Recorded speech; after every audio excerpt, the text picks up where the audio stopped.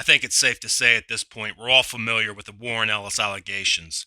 A website was created and filled with testimonials. More than 60 women came together, and another 100 privately, to help launch the So Many of Us website.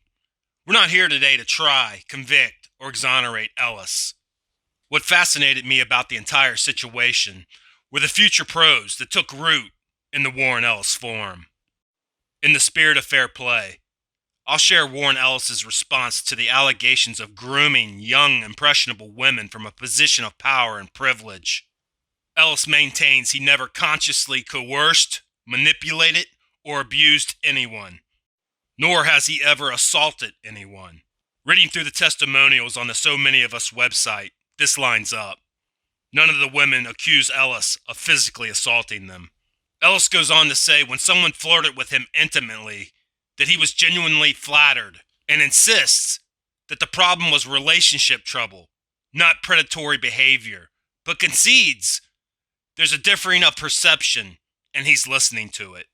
Okay, with that out of the way, let's take a look at a handful of current comic pros who came out of the Warren Ellis Forum, and their relationships with Ellis at the time, and how they've reacted since news broke of the allegations. The Warren Ellis Forum was an online community where established comic book pros and up-and-coming creators and fans would conglomerate. The Warren Ellis Forum became a gestation chamber, turning out creators who would go on to work in comics, television, film, and more.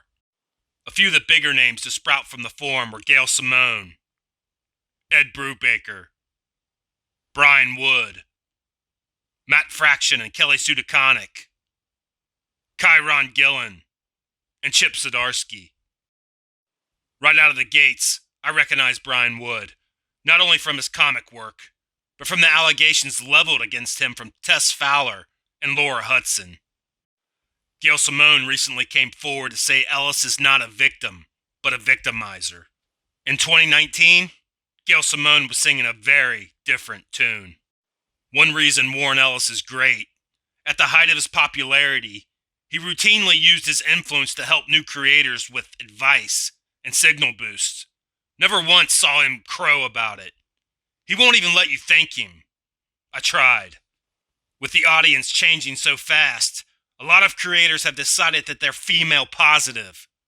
Warren Ellis was there years ago.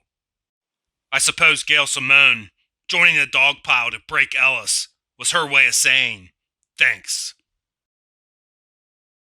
If you look into Chip Zdarksky's Twitter timeline, you'll find he scrubbed nearly every mention and interaction with Ellis.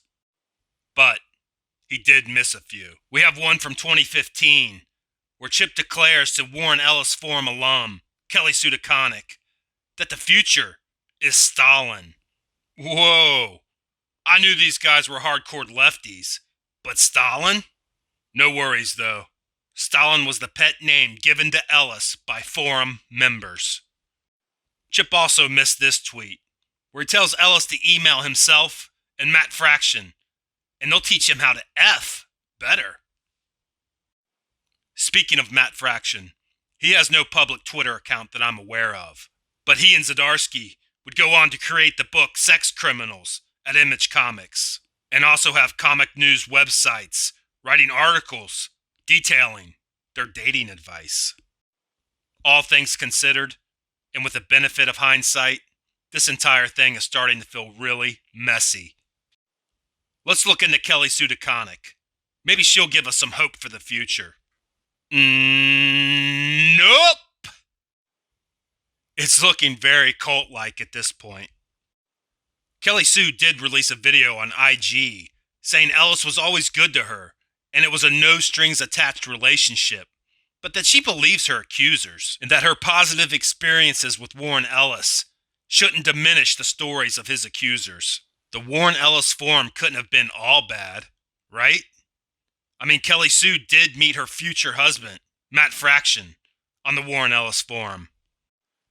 Now, Donny Cates didn't hatch from the Warren Ellis Forum, but apparently he holds, or held, Ellis in very high regard, and hasn't made public comment on the Ellis allegations. Poor Donny.